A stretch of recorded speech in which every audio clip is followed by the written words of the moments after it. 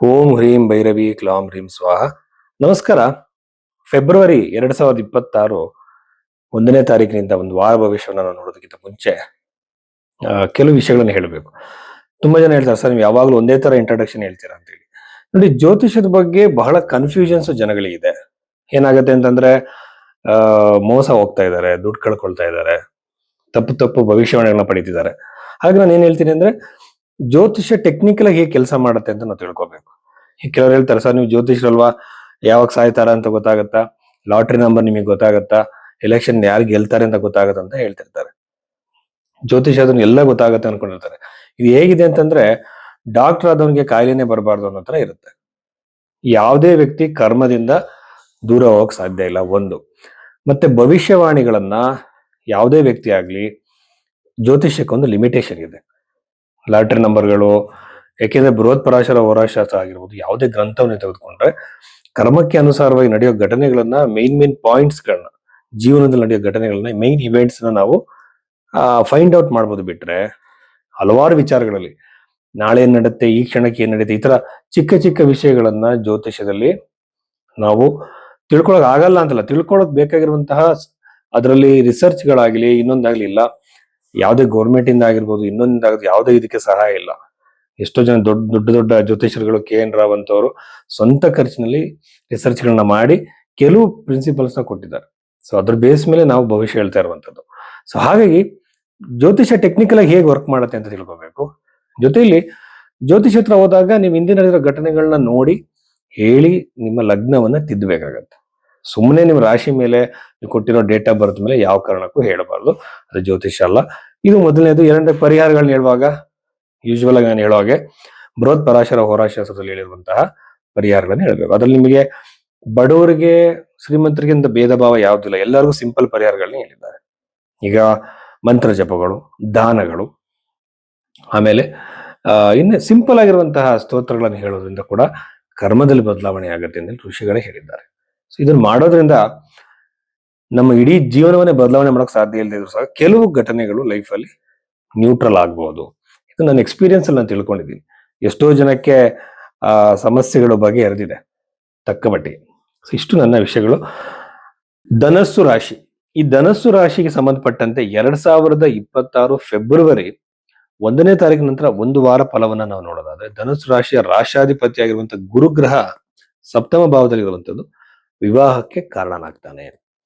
ವಿವಾಹದ ಸಾಧ್ಯತೆ, ಸಂಬಂಧಗಳು ಬರೋ ಸಾಧ್ಯತೆ, ಎಂಗೇಜ್ಮೆಂಟ್ ಆಗೋ ಸಾಧ್ಯತೆ, ಎಲ್ಲ ಒಂದು ಶುಭ ಕಾರ್ಯಗಳಿಗೆ ಸಂಬಂಧಪಟ್ಟಂತ ಸಾಧ್ಯತೆ ಈ ಒಂದು ಧನುಸು ರಾಶಿಯವರಿಗೆ ಇದೆ ಅಂತ ನಾವು ಖಂಡಿತವಾಗ್ಲೂ ಹೇಳ್ಬೋದು.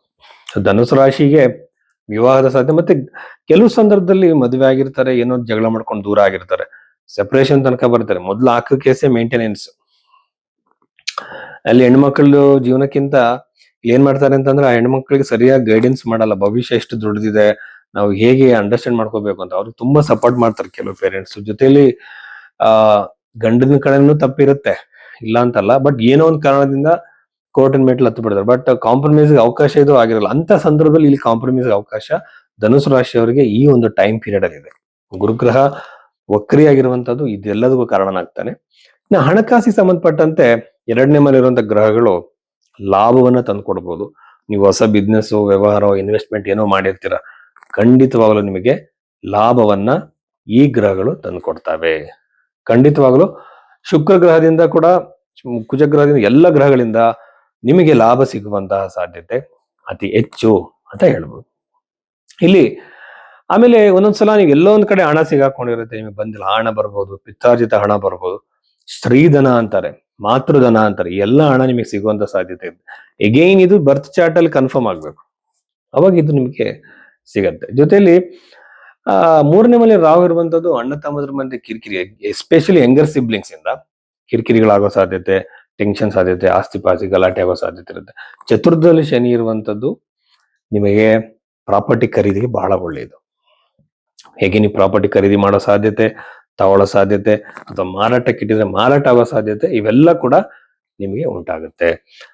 ಆಮೇಲೆ ನವಮ ಭಾವದಲ್ಲಿರುವಂತಹ ಕೇತು ಗ್ರಹದಿಂದ ಯಾವುದೋ ಒಂದು ಎತ್ತರದಲ್ಲಿರುವಂತಹ ಶುಭ ಕ್ಷೇತ್ರಕ್ಕೆ ನೀವು ಹೋಗೋ ಸಾಧ್ಯತೆ ಇರುತ್ತೆ. ಇಷ್ಟೋ ದಿನದಿಂದ ಹೋಗ್ಬೇಕು ಅನ್ಕೊಂಡಿರ್ತೀರ ಟೆಂಪಲ್. ಆಮೇಲೆ ಏನಂತಾರೆ ಅಂದ್ರೆ, ಟೂರಿಸ್ಟ್ ಪ್ಲೇಸ್ ಅಂದಾಗ ಭಾರತದಲ್ಲಿ ಇರೋದೇ ದೇವಸ್ಥಾನಗಳು.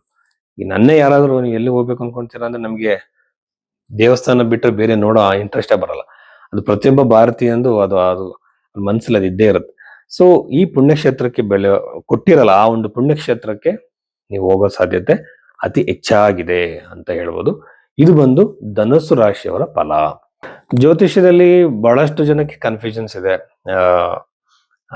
ಹಾಗಾಗಿ ನಾನು ಯಾವಾಗಲೂ ಇಂಟ್ರಡಕ್ಷನ್ ಹೇಳ್ತಾ ಇರ್ತೀನಿ, ಜ್ಯೋತಿಷ್ ಹತ್ರ ಹೋಗ್ಬೇಕಾದ್ರೆ ಸರಿಯಾಗಿ ತಿಳ್ಕೊಂಡು ಹೋಗಿ ಅವ್ರ ಬಗ್ಗೆ ಏನು ಓದಿದ್ದಾರೆ ಏನು ಅಂತೇಳಿ. ಸೊ ಇಲ್ಲಿ ಮುಖ್ಯವಾಗಿ ಜಾತಕವನ್ನ ತುಂಬಾ ತರದಲ್ಲಿ ನಾವು ಅನಲೈಸ್ ಮಾಡ್ಬೇಕಾಗತ್ತೆ. ರಾಶಿ ಚಾರ್ಟ್ ಬೇರೆ, ನವಾಂಶ ಬೇರೆ, ಉದ್ಯೋಗ ನೋಡ್ಬೇಕಾದ್ರೆ ದಶಾಂಶ ನೋಡ್ಬೇಕು. ಇದ್ರ ಜೊತೆಯಲ್ಲಿ ನಾನೇನ್ ಮಾಡ್ತೀನಿ ಅಂದ್ರೆ ಹಸ್ತರೇಖೆಗಳು ಅದಕ್ಕೆ ಮ್ಯಾಚ್ ಮಾಡ್ತೀನಿ. ನನ್ನ ಪ್ರಿಡಿಕ್ಷನ್ ಕ್ಲಿಯರ್ ಆಗಿರ್ಲಿ ಅಂದಿಲ್ಲ. ಹಸ್ತರೇಖೆಗಳಲ್ಲಿ ಟೈಮ್ ಪೀರಿಯಡ್, ಜಾತಕದಲ್ಲಿ ಟೈಮ್ ಪೀರಿಯಡ್, ಪ್ರಶ್ನೆ ಶಾಸ್ತ್ರ ನೋಡಿ, ಈ ಮೂರನ್ನು ನಾವು ಕಂಬೈನ್ ಮಾಡಿದಾಗ ಈ ಘಟನೆ ನಡೆಯುತ್ತೆ ಅನ್ನೋದಕ್ಕೆ ನಮಗೆ 90% ನಮಗೆ ಇಂಡಿಕೇಶನ್ ಸಿಗುತ್ತೆ. ಆ ಬಗೆಯಲ್ಲಿ ಸೈಂಟಿಫಿಕ್ ಆಗಿ ಮ್ಯಾಚ್ ಮಾಡ್ಬೇಕು. ಇದನ್ನ ಕೆಲವರು ಜಾತಕನ 10 ನಿಮಿಷದಲ್ಲೇ ಇಡೀ ಮನೆಯವರೆಲ್ಲ ಹೇಳ್ತಿರ್ತಾರೆ. ಅದನ್ನ ಯಾವ ಕಾರಣಕ್ಕೂ ನಂಬಬೇಡಿ. ಜಾತಕ ನೋಡೋಕೆ ಟೈಮ್ ಹಿಡಿಯುತ್ತೆ. ಅದು ಟೈಮ್ಗೆ ಆ ತಾಳ್ಮೆ ಕೇಳೋರ್ಗೂ ಇರಬೇಕು. ಜ್ಯೋತಿಷಿಗೆ ನೀವು ಟೈಮ್ ಕೊಡಬೇಕು. ನನಗೆ ಹೇಳ್ತಿರ್ತಾರೆ, ಸರ್ ನೀವು ಇಷ್ಟೆಲ್ಲ ನೀವು ಅಡ್ವರ್ಟೈಸ್ಮೆಂಟ್ ಮಾಡ್ತಿದ್ದೀರಾ, ನಿಮಗೆ ತುಂಬಾ ದುಡ್ಡು ಸಿಗಲಿ ಅಂತ ನೀವು ಮಾಡ್ತಿದ್ದೀರಾ ಅಂತಾರೆ. ನಾನು ಒಂದ್ ದಿನಕ್ಕೆ 10 ಜನಕ್ಕೂ ಕನ್ಸಲ್ಟೇಷನ್ ಕೊಡೋಕ್ಕಾಗಲ್ಲ.